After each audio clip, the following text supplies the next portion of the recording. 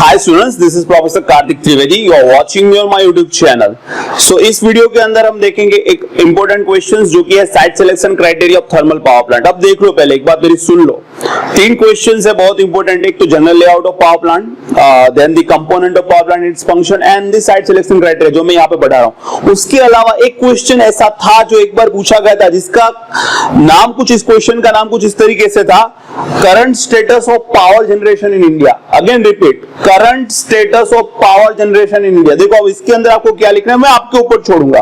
पूरा theoretical question है, कुछ टेक्निकलिटीज नहीं है. सो अगर वो 3 मार्क्स के अंदर ऐसा कुछ क्वेश्चन पूछता है current status of power generation in India, तो इसके अंदर आपको क्या करना है. सबसे पहले इंडिया के अंदर हम 4 रीजन के अंदर इंडिया को डिवाइड कर देंगे. Northern region, southern region, eastern region and western region.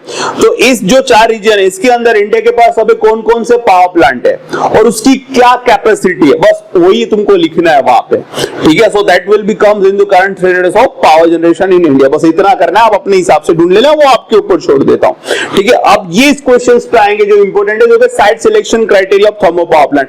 यानी जब भी आप थर्मल पावर प्लांट के लिए कोई भी साइट सिलेक्ट करें तो कौन कौन से क्राइटेरिया को ध्यान में रख के आप साइट का सिलेक्शन करते हैं.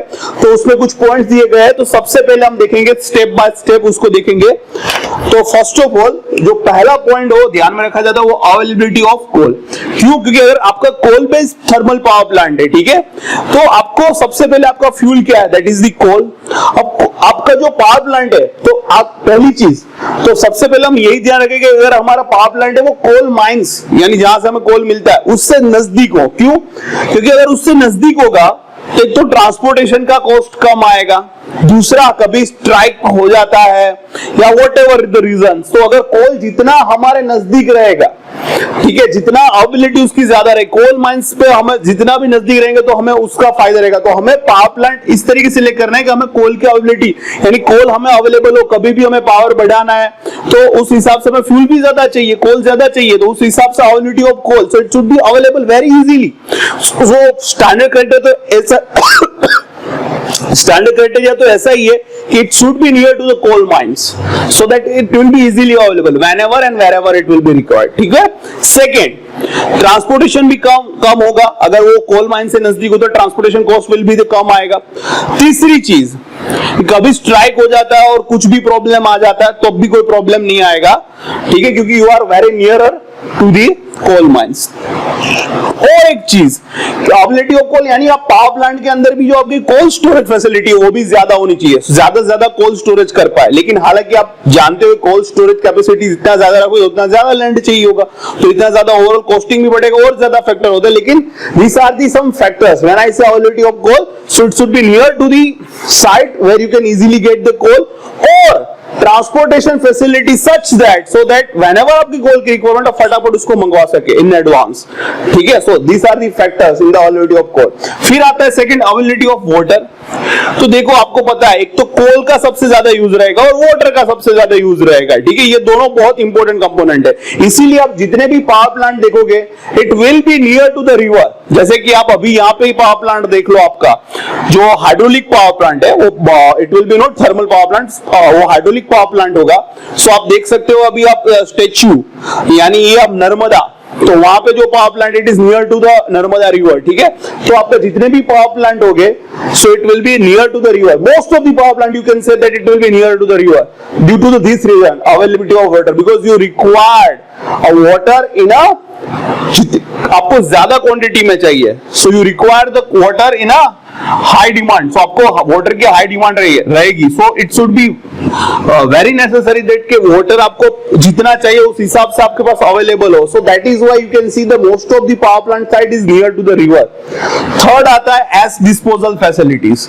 यानी आपको पता है you will burn the coal and जो बायो प्रोडक्ट रह जाता है वो एस रह जाता है. अब एस डिस्पोजल फैसिलिटीज ये क्यों इंपॉर्टेंट है? क्योंकि एस है अगर वो एनवायरमेंट के अंदर जाएगा सो it will create a pollution.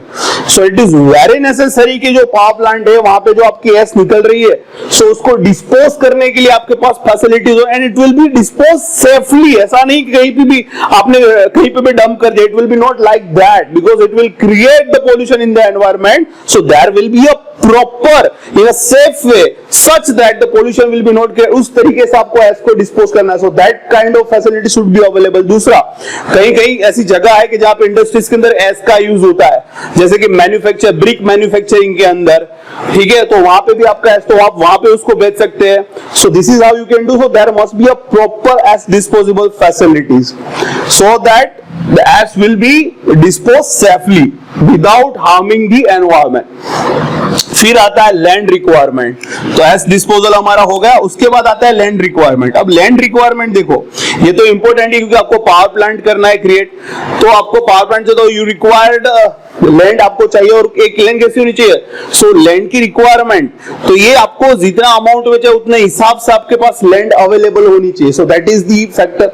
अब दूसरी चीज, जो आपकी लैंड हो उसके बारे में आऊंगा मैं, नेचर ऑफ लैंड में आऊंगा, उसके बारे में बात करूंगा.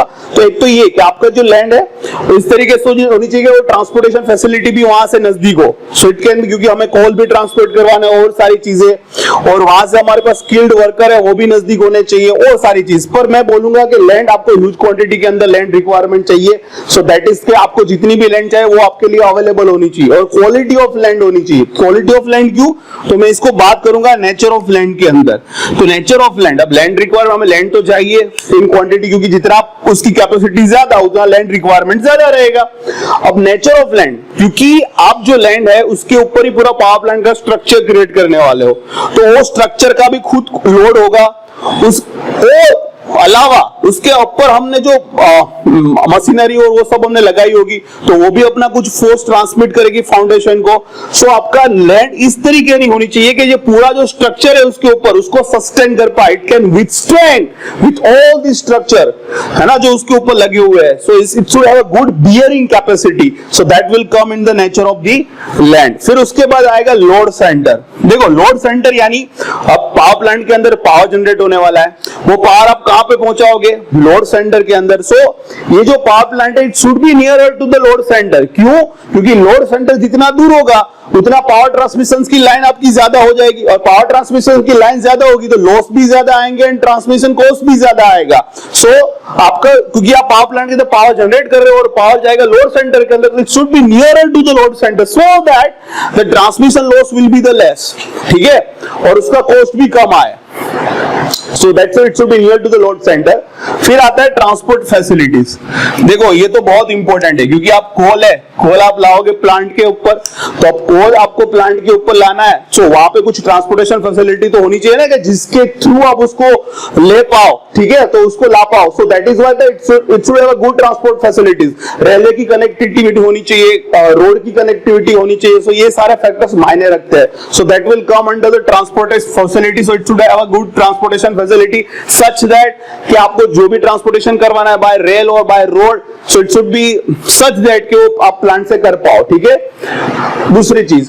पर उसके बाद आता है availability of labour. Availability of labour ये क्या हुआ? देखो, अब प्लांट है तो आपको कभी भी स्किल्ड वर्कर की भी जरूरत पड़ सकती है और नॉन स्किल्ड अनस्किल्ड वर्कर की भी जरूरत पड़ सकती है. तो ये दोनों टाइप के आपका लेबर चाहिए होगा. सो आपको इस हिसाब से होना चाहिए कि जिस हिसाब से आपको बहुत उस साइट के नजदीक से ही आपको जो भी वर्कर चाहिए वो आपको मिल जाने चाहिए. सो that is why it's called availability of labour. आपको लेबर मिलने चाहिए जब भी जरूरत पड़े. अभी आपको वैसे तो आपके लेबर फिक्स होते हैं, पर कहीं पे भी कोई स्पेशलाइजेशन काम आ गया जिसमें स्पेशलाइजेशन स्किल की जरूरत है, आपको और लेबर चाहिए. सो इट शुड बी नियर, आपको जल्दी से मिल जाए. ठीक है, so that is what important. So that is called availability of labour. उसमें स्किल भी आ सकते हैं, नॉन स्किल भी आ सकते हैं, दोनों आपको मिल जाने चाहिए. फिर आता है size of the plant.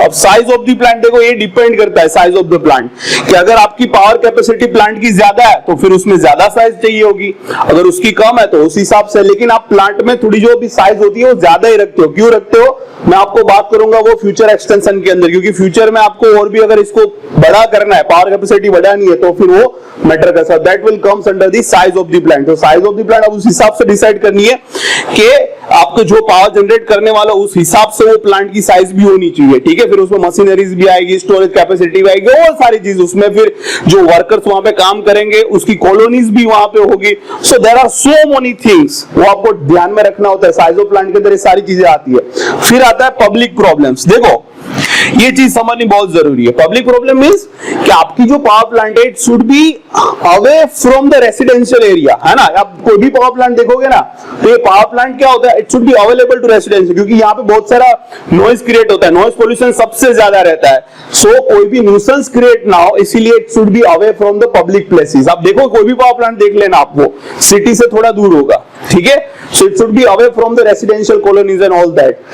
So this will comes under the public problems. और उसके बाद आता है फ्यूचर एक्सटेंशन। तो वो मैंने आपको यहाँ पे साइज ऑफ प्लांट में भी बताया था कि फ्यूचर एक्सटेंशन मींस कि अगर अभी आपने जो साइज ऑफ प्लांट किया है, पर आपको एक चीज वो भी ध्यान में रखते हो कि थोड़ा बढ़ा लेते हो। क्यों?